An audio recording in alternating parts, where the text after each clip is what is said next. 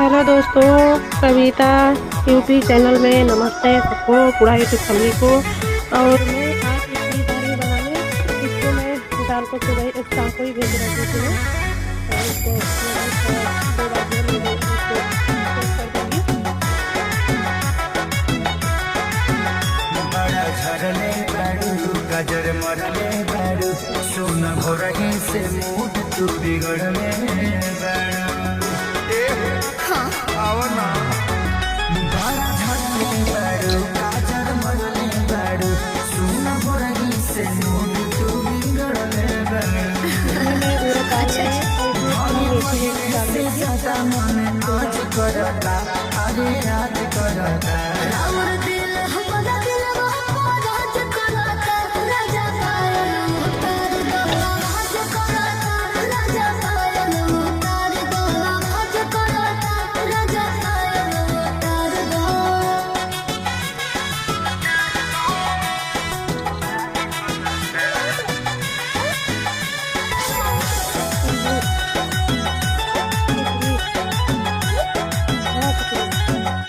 ये भी मैं 2 टिकी में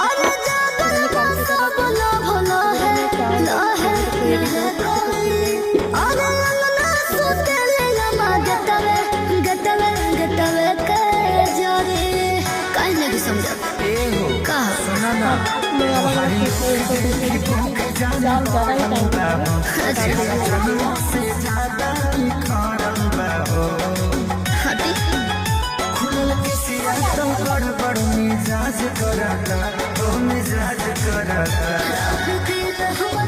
ये भी मेरा हो गया, जाऊंगी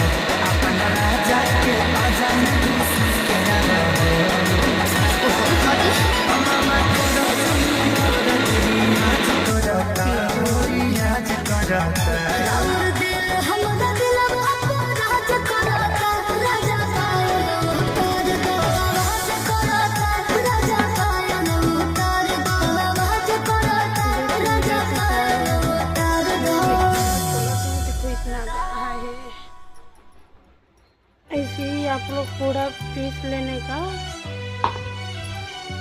अब मैं जा रही हूँ दाल पीसने। कहाँ कर लो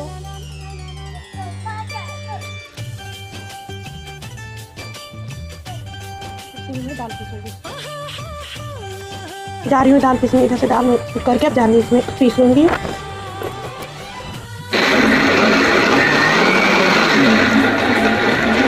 ये भी देखो मेरा पिसा के रेडी हो गया। अब इसी में पलटी करूँगी। बहुत ज़्यादा ही गाढ़ा हो गया है ये। थोड़ा मैं चूड़ा डाल दे रही हूँ पोहा डाल से अच्छा इसमें फेंटूँगी। बहुत ज़्यादा ही हो गया है, टाइम फेंटूँ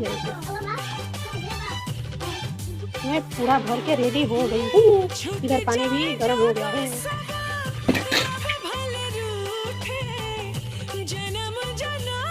इसको मैं ढक दूँगी तो मेरा इडली तैयार हो गई है फाइनली। पूरा देखो ये तो अपने आप ही निकल गया है। इसका निकालने को पड़ी, थोड़ा जुड़ा जाएगा। पूरा निकालूंगी तब तक आप लोग एक से निकाल के दिखाई दे रहे हो। देखो कितना सॉफ्ट, कितना अच्छा एकदम बना है, परफेक्ट।